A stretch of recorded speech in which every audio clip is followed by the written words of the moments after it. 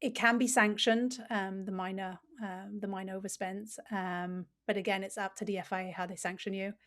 Um, and a material overspend will incur a point deduction, or additionally, it may incur financial penalties, which is fucking insane. If you've already overspent, then they're going to ask you to spend more money if you overspend on your cap.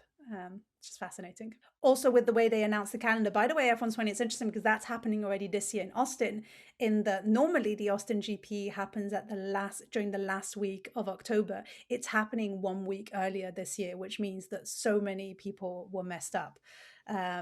You could, I think, you could absolutely budget for an overspend.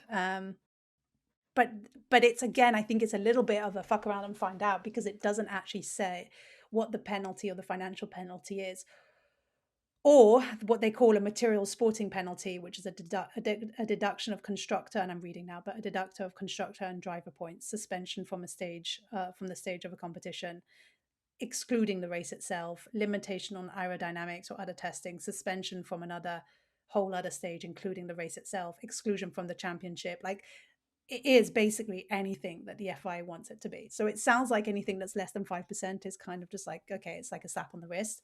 But yeah, I don't actually know if these are in the financial regulations, and if someone has just copy pasted the financial regulations for me, although I did get a sense that I looked at the financial regulations and couldn't find anything on the cost cap specifically. Um, the reason for things not to be so transparent is either that they don't exactly know yet, the cost cap is still pretty new and they're trying to figure out the regulations, or truly it's to their benefit that they, again, like, there's power in fuck around and find out, which means that you're not going to fuck around and find out if you don't know what the find out actually is. um I bet that the media is also pissed about this.